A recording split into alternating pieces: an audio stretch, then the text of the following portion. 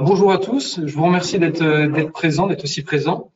Donc pour ce nouveau webinaire Hoffmann France.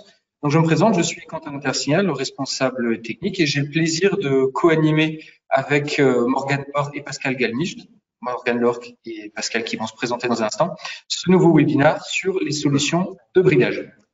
Pascal, je vous en prie. Oui, bonjour à toutes et à tous. Donc, je suis Pascal Galmicht, le technico-commercial en charge du secteur nord-est pour la société Alder France. Et donc moi je suis Morgane Lorck, donc chargé de produits en accessoires machines, et j'ai le plaisir aujourd'hui de co-animer avec Pascal ce webinaire sur le thème des solutions de bridage modulaire. Ok, merci Pascal, merci Morgane. Alors si aujourd'hui ils sont présents et sans masque, c'est parce qu'ils ont fait un test PCR négatif.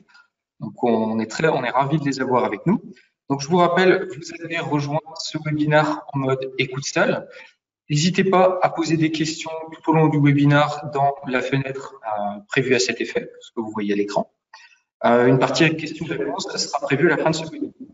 Vous pouvez également récupérer 3 documents, une brochure Alder, un complément de brochure avec les éléments de bridage Alder et la présentation qu'on vous fait actuellement, vous pourrez la récupérer à la fin en PDF. Voilà. Avant de commencer, on va lancer un petit sondage. Vous allez le voir dans un instant.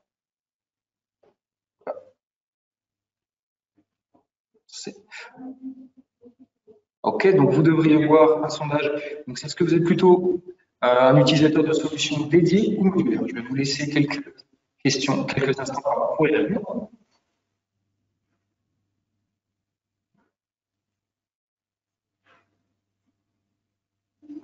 Ok, je vois que 50% ont déjà répondu, c'est super. Encore quelques petites secondes. Ok, très bien. Alors, regardez ça un instant. Hop.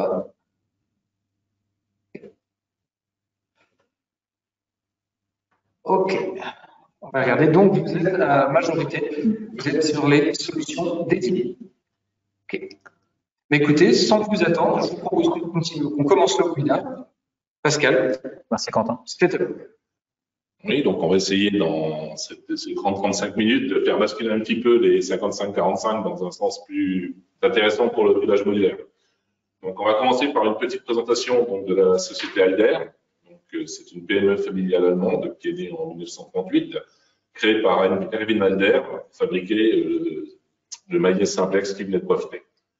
Donc c'est aujourd'hui un peu plus de 200 personnes. Donc on se trouve à Brunnen, à côté de Ulm, entre Stuttgart et Munich. Donc c'est une société qui est certifiée ISO 9001 et 9100. On conçoit, on fabrique des produits dans une ambiance, dans un système qualité. On a une représentation sur l'ensemble des 5 continents, donc soit avec des filières non propres, comme ça a été pour nous en France, soit avec des distributeurs officiels. On a un catalogue traduit et imprimé en 13 langues, ce qui est intéressant quand même de notifier pour bien expliquer notre présence mondiale.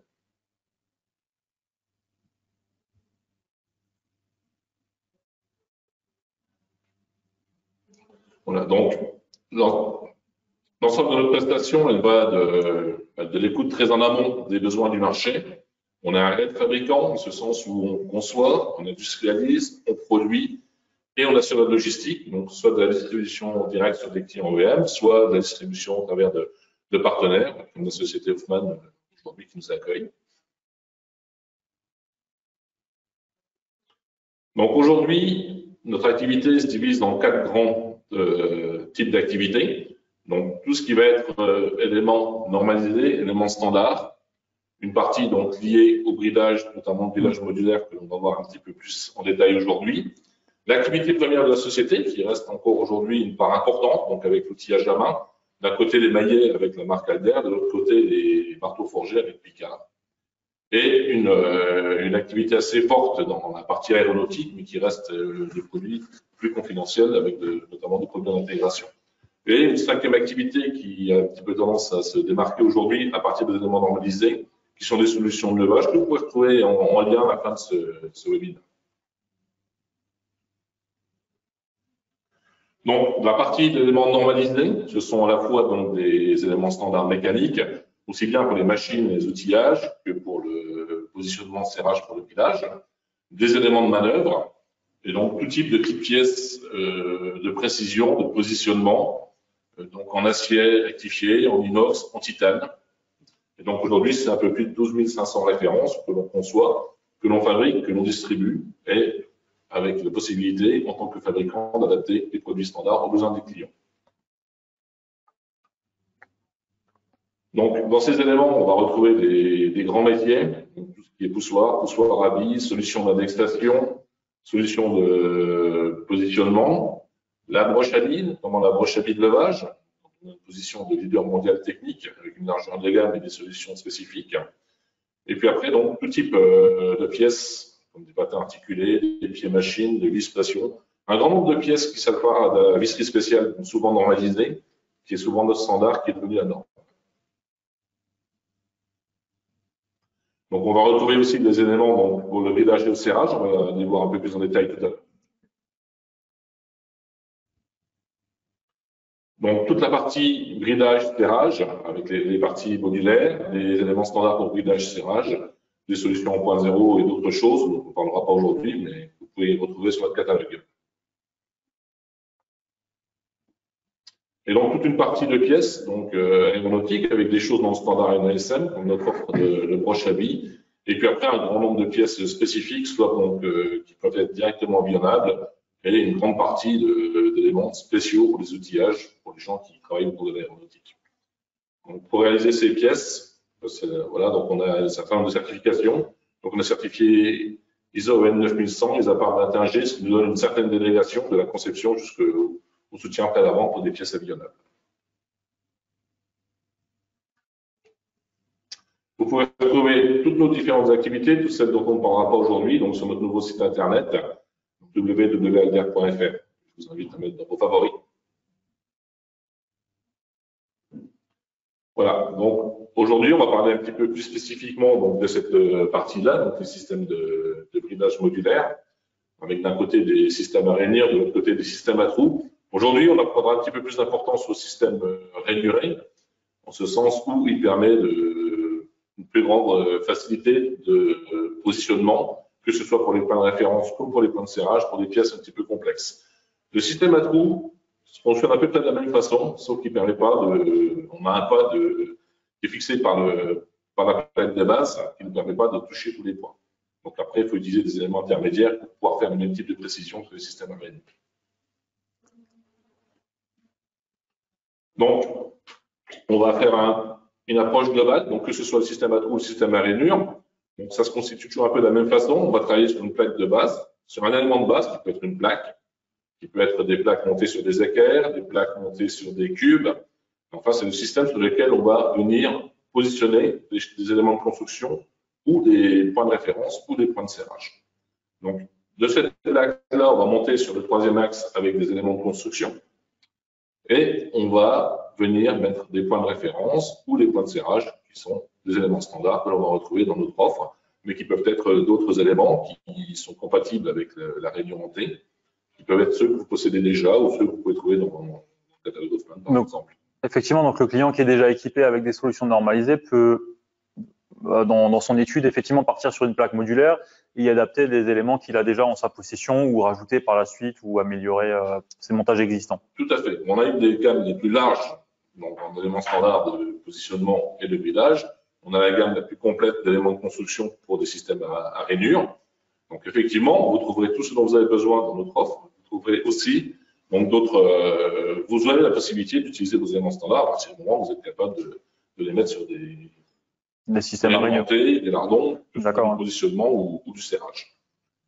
Donc, on va voir ça d'un petit peu plus près maintenant. On vous propose une première petite approche sous la forme de cette vidéo. Un exemple concret de bridage modulaire d'un carter, en forme assez complexe. Donc, on retrouve la plaque de base en acier trempé rectifié, avec ses rainures croisées ou pas de 70, avec des tolérances géométriques et dimensionnelles, donc de l'ordre du centième. À l'arrière de cette plaque, donc, on peut réaliser des rainures, des block-cuttings, prévoir éventuellement l'intégration d'un système 0.0 tout ce qui va permettre de facilement donc, intégrer cette plaque-là sur une machine, sur une équerre, sur un cube, et permettre un démontage-remontage rapide. Donc, comme on le voit, donc, il est assez aisé, assez intuitif avec ce système à rainure de trouver une solution donc, pour positionner à la fois les points de référence et les points de serrage. Donc, cette gamme-là est entièrement donc, présente sous forme de fichier 3D.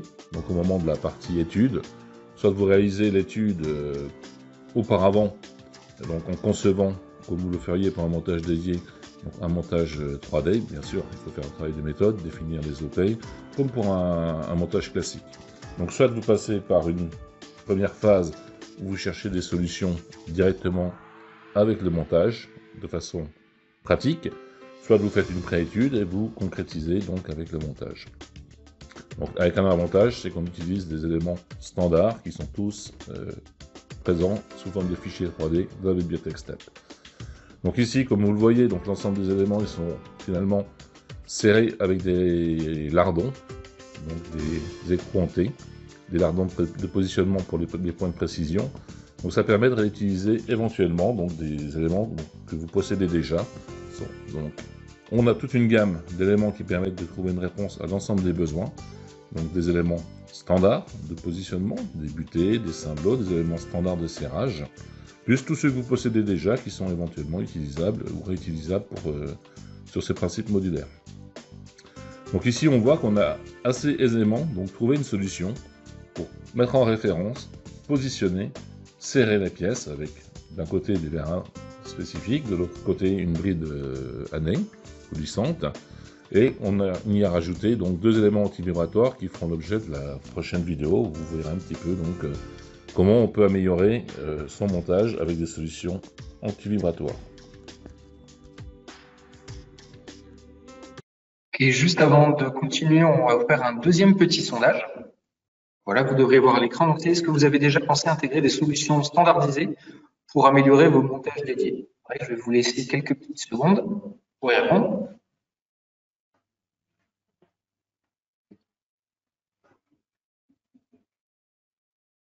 OK.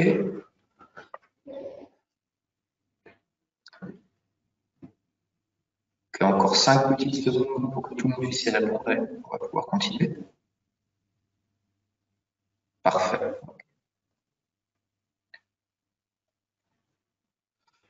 Donc, l'écrasante majorité, oui, vous avez déjà pensé à intégrer des solutions standardisées pour améliorer vos montages dédiés. OK. Oui, donc comme vous avez pu le voir dans cette courte vidéo, donc les systèmes modulaires ne s'opposent pas aux systèmes dédiés, c'est même souvent une étape préalable, chercher des solutions. J'ai tendance souvent à dire que quand on conçoit un montage dédié, on cherche une solution. Quand on utilise le montage modulaire, on trouve des solutions qui permettent à l'issue de gagner beaucoup de temps et surtout d'éliminer des solutions qu'on aurait peut-être pu croire correctes et qui finalement ne sont pas comme ça. Donc, sur une pièce complexe, une fois qu'on a l'habitude, entre 15 minutes, 20 minutes, une demi-heure maximum, on va trouver une ou des solutions pour positionner et pour serrer la pièce. Et on va pouvoir, dans la foulée, passer la pièce sur la machine ou la mettre en condition réelle de coupe et contrôler que tout se passe bien. Si je fais un montage dédié, j'ai passé un certain temps à concevoir, j'ai passé un certain temps à usiner, et peut-être que quand je vais l'utiliser pour la première fois, je vais me rendre compte que la solution n'est pas forcément optimum, voire qu'elle ne fonctionne pas du tout. Donc, c'est bien une étape préalable. Le montage dédié, c'est aussi une étape des fois alternative sur de la pré-série, sur des petites séries renouvelables, ou quand des systèmes de bridage automatisés, en pneumatique ou en hydraulique ne sont pas forcément nécessaires. Vous verrez, l'ensemble des techniciens et commerciaux d'Hoffmann pourront vous faire découvrir.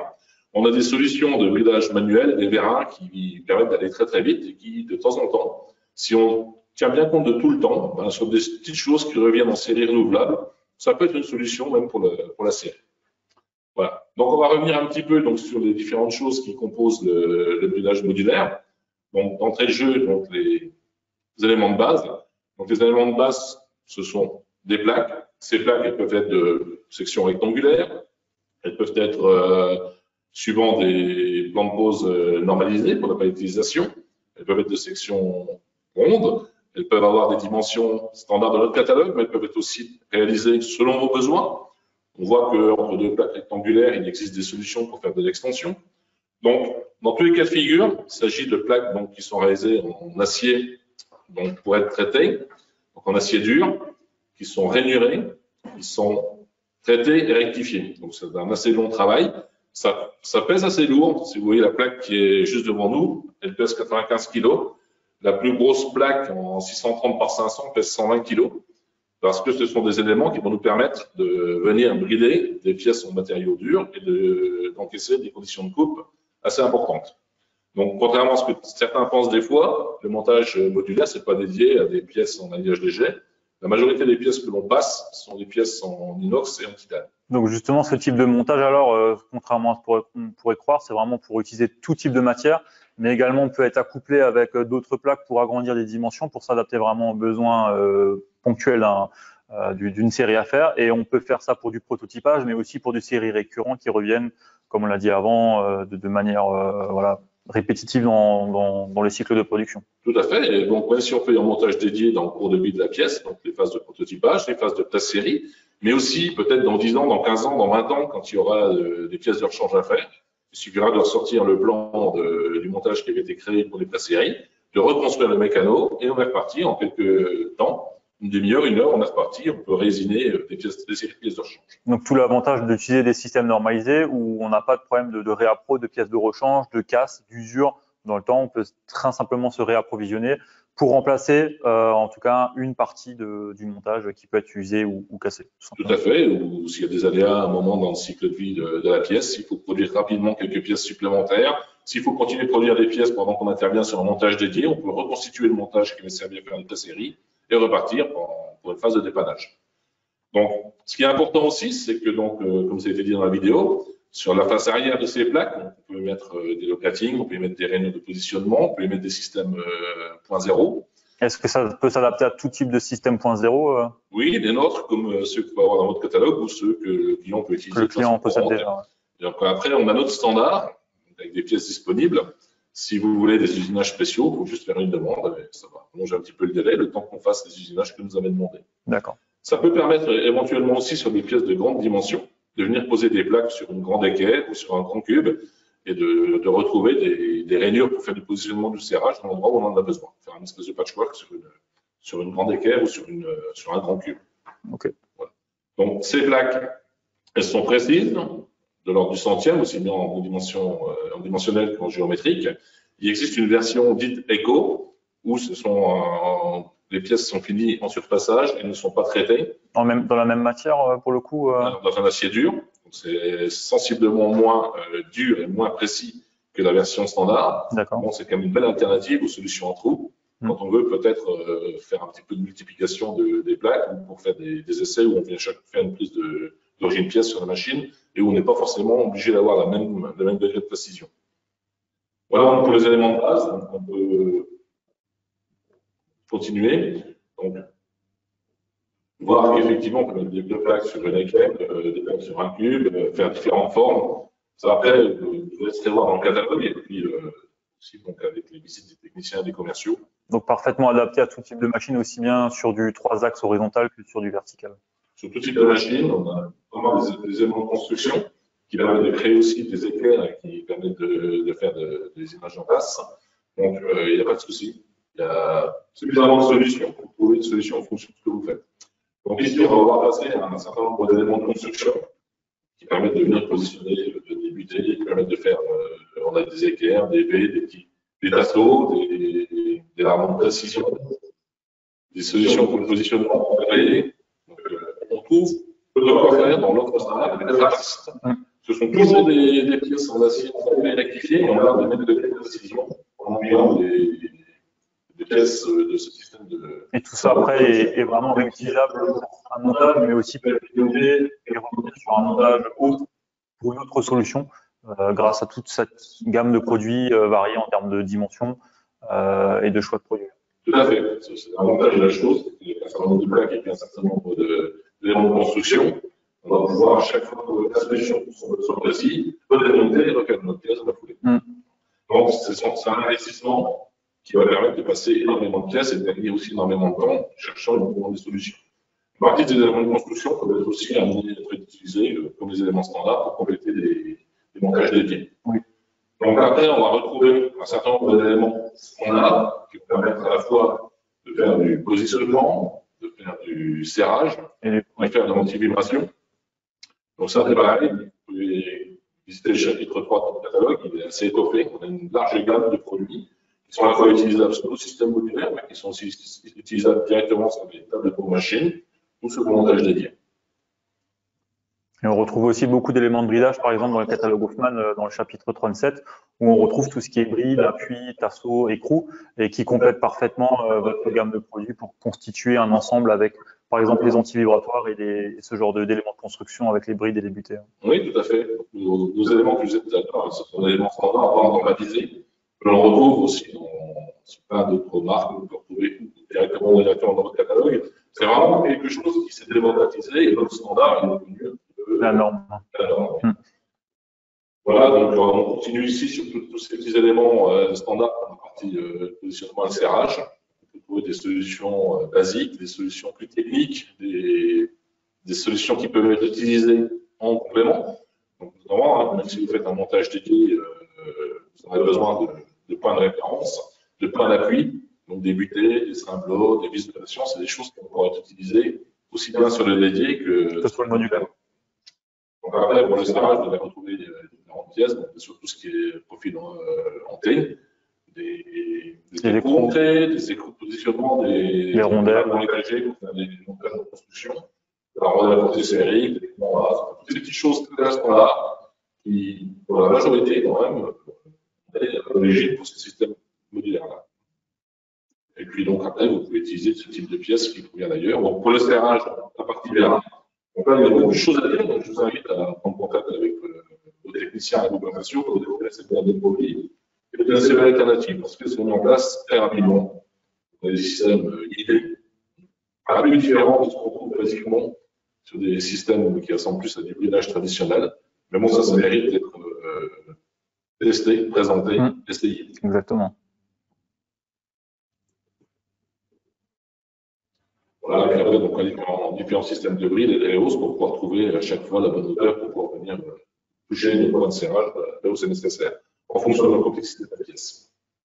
On va ici avoir une partie donc, sur tout ce qui est solution anti-vibratoire avec un appui, des appuis anti-vibratoires, des brides flottantes.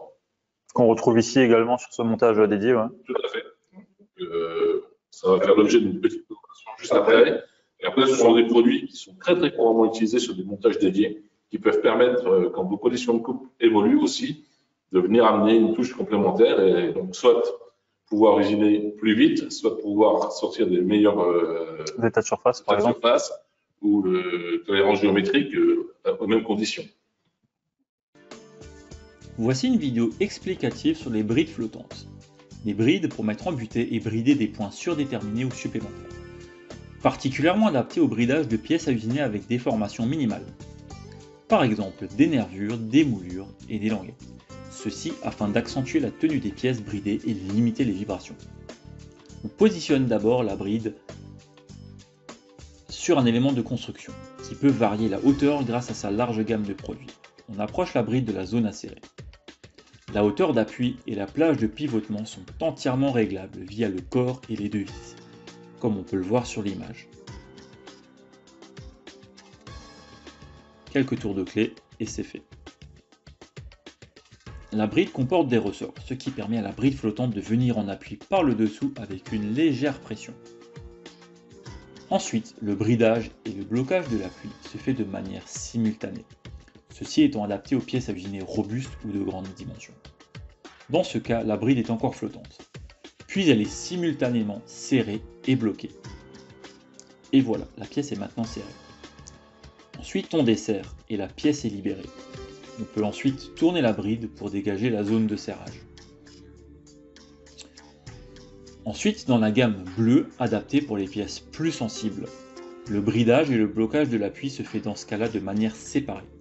Donc vraiment à utiliser pour des pièces à usiner instables et très souples. La bride est encore flottante. Tout d'abord, la bride est serrée et reste flottante. Ensuite, on vient bloquer. La pièce est maintenant fixée. Notre large gamme permet de couvrir les applications les plus diverses, uniques dans cette taille sur ce marché-là.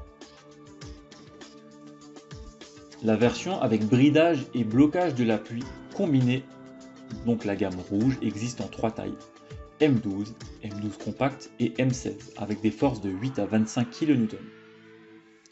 Pour la gamme bleue, version de bridage et blocage séparés cette fois-ci, nous avons 2 tailles, du M12 et du M12 compact avec une force de 8 kN.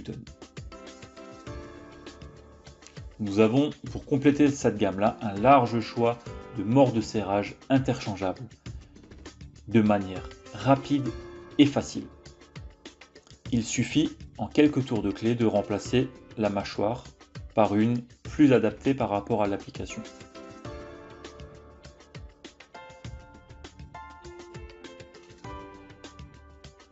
Merci pour votre attention.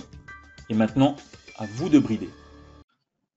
Et juste avant de reprendre, je vous rappelle que vous pouvez poser vos questions dans la boîte de dialogue. N'hésitez pas, on y reviendra dans quelques minutes. Et à récupérer les documents. N'hésitez surtout pas. Très bien, donc on a vu un bel exemple d'application pour tout ce qui est bride flottante. Donc, ce que je voulais aussi rappeler, c'est que ce qu'on a vu tout à la fin, donc tout ce qui est gamme de morts interchangeables, donc il y a une gamme standard qui existe, mais on peut aussi vraiment définir, suivant les besoins particuliers, une gamme de morts vraiment sur demande avec des dimensions, mais aussi en matériaux différents, justement pour s'adapter à tout type d'application, pour vraiment encore accentuer cette modularité au niveau des brides flottantes. Oui, et puis donc petite précision, encore aussi avant de regarder les différents exemples de montage qu'on m'a proposé, c'est que lorsque vous avez une pièce complexe lésinée, soit vous nous faites parvenir un plan, soit une pièce échantillon. Donc vous pouvez demander la visite d'un commercial, d'un technicien de chez Hoffman, de notre équipe commerciale. Mais on a aussi donc à l'usine une possibilité de faire des formations déjà.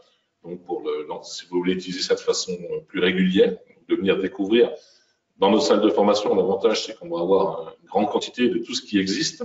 Et on a aussi donc toutes ces pièces un petit peu complexes qui servent à faire des montages type que vous allez pouvoir venir apprendre vous allez pouvoir tester vous-même plusieurs solutions. Vous allez vous rendre compte que rapidement, qu'en moins d'une demi-heure, vous allez trouver 3-4 solutions pour brider une pièce qui ne sont pas si évidentes que ça. Donc, on a des équipes dédiées qui sont là pour vous former, mais aussi pour faire mâcher un petit peu le travail. Donc, ils peuvent, quand c'est un petit peu plus compliqué, en fonction de leur expérience, vous orienter. Donc, si vous envoyez la pièce, on fera une petite vidéo de 2-3 explications. Et si cela vous va, on vous enverra les fichiers correspondants. Voilà. Donc, maintenant, on va voir quelques petits exemples. Donc, ici, on voit un carter qui monté en vertical. Ouais, qui permet justement de voir qu'avec des blocs de construction, on peut créer l'équerre type qui va bien pour ce besoin-là. Et donc, on va pouvoir, sur ces blocs-là, venir sur cette dimension-là, cette troisième dimension.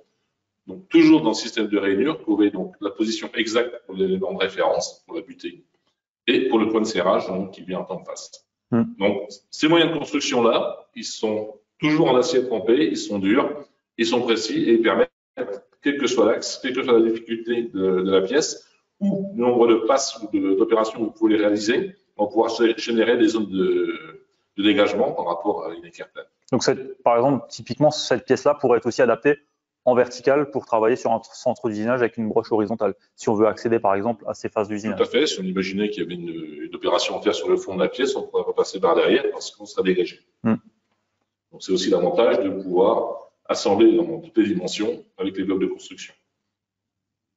Donc, ici, on voit qu'on utilisait de nouveau des verres manuels. Donc ici, on utilise toujours nos blocs de construction pour monter deux pièces dos à dos. Donc, on peut faire soit des opérations différentes, soit des pièces identiques. On pourrait envisager sur des pièces de petite taille, pour des petites séries, de faire des systèmes multiposage, ouais, c'est ça. Multiposage sur 2, sur 4 faces, simuler une équerre ou un cube. Si ça peut avoir de l'intérêt pour des petites séries ou pour des... Et monter sur une palette comme ça, on pourrait aussi imaginer de travailler en temps masqué, la machine travaille sur ces deux pièces-là, En parallèle, on fait le montage de la pièce et le serrage le temps que la machine est en fonctionnement. Et puis ensuite, effectivement, le changement se fait automatiquement et on travaille vraiment en temps masqué.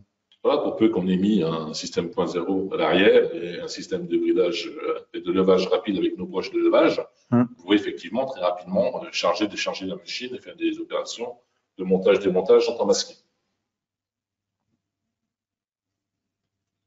Voilà, donc ici, un autre type de pièce qu'on vient de voir tout à l'heure, finalement, c'est un petit peu le montage qu'on a vu sur la vidéo. Oui. Donc là, l'idée, c'est de venir surfacer un plan de joint sur un carter.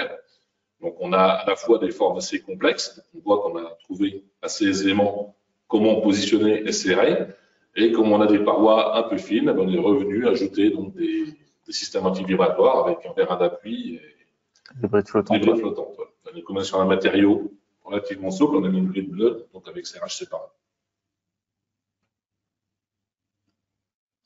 Donc un autre type de pièce où là on a abusé un petit peu des solutions des brides flottantes, parce qu'une pièce comme ça n'est pas si évidente que ça. Donc la positionner, la serrer, c'est une chose.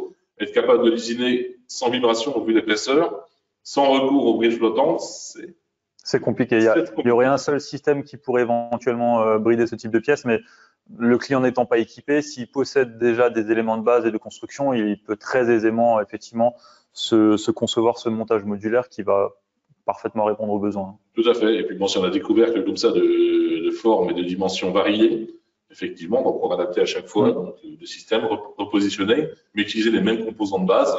Et on a des carters un peu complexes sur lesquels il y a des fois plusieurs dizaines de brides flottantes. Oui. Mais bon, la complexité de la pièce nécessite de recourir à cette solution-là. Voilà, donc ici un autre exemple, donc sur un système à trous, où on voit que pour venir trouver des positions, on est obligé de remettre des systèmes de coulisseaux. Oui. Donc on peut le faire sur le système à trous, mais ça nécessite beaucoup plus de composants, un petit peu plus de travail et un peu plus de difficultés pour pouvoir poser tout ça. Parce que le fait, on est limité par les entr'axes de chaque alésage et chaque trou de positionnement, alors qu'avec le système à rainure, on peut vraiment positionner beaucoup plus librement sur tous les axes. C'est ça, tout à fait.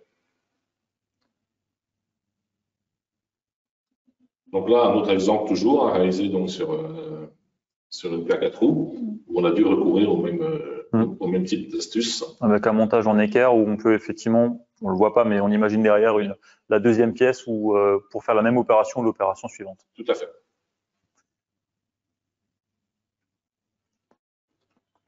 Donc, vous allez retrouver je sais pas si... Oui. Donc, vous retrouverez donc dans les documents joints, de quoi parcourir les principaux chapitres sur les éléments qu'on vient de voir. Donc, c'est aussi bien des éléments standards pour le serrage et pour le bridage, tout le système à rainure, mais aussi le système à trous, ainsi que les éléments normalisés pour le système de bridage. Donc, tout ça, ça fait l'objet de plusieurs chapitres dans le catalogue. Aujourd'hui, on a volontairement survolé tout ça. Je vous invite donc à parcourir ces chapitres-là, et surtout à prendre contact avec vos commerciaux, vos techniciens, et à demander, parce que rien de tel que l'essai. Donc, soit venir demander une formation qui peut être très bien faite par des gens ici chez Hofmann. Si vous voulez une formation plus complète, vraiment dédiée au montage modulaire en rainure, vous pouvez venir chez nous en Allemagne quand la situation sanitaire le permettra. Vous êtes les bienvenus. Et après, donc, sur tout ce qui est petit élément ou élément standardisé, que ce soit pour le positionnement, le serrage ou le bridage, n'hésitez pas. On a beaucoup d'échantillons. Donc, on peut vous prêter des pièces, on peut vous laisser essayer, parce que ce qui parle le mieux de la qualité de nos produits, ce sont les produits eux-mêmes. Et puis, le panel est tellement large qu'on a dû survoler volontairement pour une question de temps. Mais c'est vrai que le panel est incroyable et on n'a pas pu tout présenter, tout montrer aujourd'hui. Oui, et puis finalement, chacun de ces petits éléments standards-là, il a une histoire. Il a une raison d'être. Certains chez vous disent à chaque fois c'est une pépite. Ouais. À chaque fois, il y a quelque chose assez long à dire et on n'a vraiment pas le temps. Donc là, on a survolé.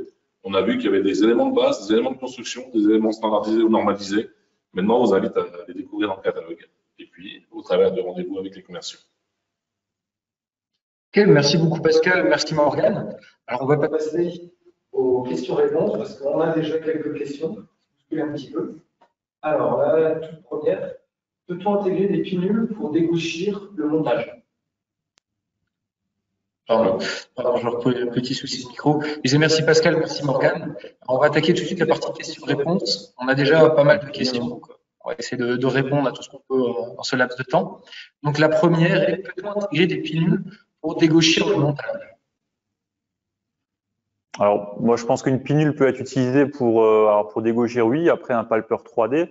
Mais sinon, si le montage est équipé, je pense, d'un élément, d'un centreur de précision, le montage sera, je pense, dégauché, positionné instantanément. Ouais. Oui, bon après, ça va dépendre comment on l'a positionné sur l'arrière, effectivement. Après, si on veut faire une prise d'origine montage, une prise d'origine pièce sur la machine, c'est tout à fait faisable. Ok, merci beaucoup. Seconde question.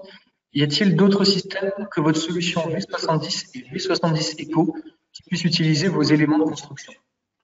Alors, en fait, oui et non. Donc, je vais dire que tout système de plateau en rainure de 14 qui a la dureté et la précision suffisante peut. Donc, après, on trouve déjà des tables de machines sur lesquelles on pourrait simuler ça. Et après, il existe d'autres systèmes sur le marché, mais souvent donc avec des tables soit en fonte, soit en aluminium. Et quand on vient serrer fort nos éléments de construction en acier trempé, le risque, c'est qu'il y ait de la déformation. Mais si c'est utilisé raisonnablement par des gens qui maîtrisent les coupes de serrage, pourquoi pas? Comme on l'a dit tout à l'heure, l'idée, c'est que c'est vraiment quelque chose de très modulaire et que nos systèmes de base, des systèmes de construction, des systèmes standardisés puissent un petit peu se mixer. Ok, merci beaucoup. Alors, troisième question, ces systèmes sont-ils faciles à entretenir? Les éléments sont-ils accessibles partout dans le monde? Alors, on l'a vu tout à l'heure, hein, donc on est présent sur les 5 continents. On est présent aussi au travers de partenaires distributeurs comme vous l'êtes et qui est aussi un petit peu partout. Après, pour la partie entretien, donc ce sont des pièces trempées rectifiées. Donc voilà, trempées rectifiées. Donc, mis à part, si on n'utilisait pas beaucoup, mais ce serait dommage d'investir dans un système comme ça pour ne pas l'utiliser. Donc, un petit peu d'huile pour le stockage au cas où, et voilà, ou du papier craft huilé, enfin, des choses traditionnelles qu'on utilise pour ce type de choses. Ok, merci. Alors, encore une question, justement, tant qu'on est dans l'entretien. Quelle est la durée de vie de ces systèmes de bridage modulaire? Alors, s'ils sont correctement utilisés et correctement entreposés, aujourd'hui, on a des clients qui utilisent ça depuis 40 à 50 ans, qui ont les mêmes plaques. C'est toute l'importance, on l'a dit tout à l'heure, de la dureté et de la finition de la pièce qui permet de garantir la durabilité dans le temps. Donc, autre chose qui est importante, ce sont des produits qui ne sont pas obsolètes. On ne génère pas d'obsolescence sur ces produits-là. Ils existent depuis plusieurs dizaines d'années, de 40 à 50 ans. On développe tous les ans de nouvelles choses qui peuvent se monter dessus. Et on a la volonté de les faire durer dans le temps. On a fait des petites adaptations, comme le V70 Eco pour diminuer un petit peu les coûts, mais c'est vraiment quelque chose qui dure dans le temps, dans tous les sens. Et puis, je pense même qu'en cas de problème ou de crash, hein, si une pièce vient à s'abîmer, on n'a pas besoin de changer tout le système, hein, il y a tout le montage qui est foutu. On peut vraiment remplacer chaque élément séparément, comme vous l'avez dit, c'est des éléments normalisés que l'on retrouve vraiment en grande quantité chez vous ou ailleurs et qui existent depuis longtemps, mais qui existeront encore longtemps dans le futur. Tout à fait. Ok.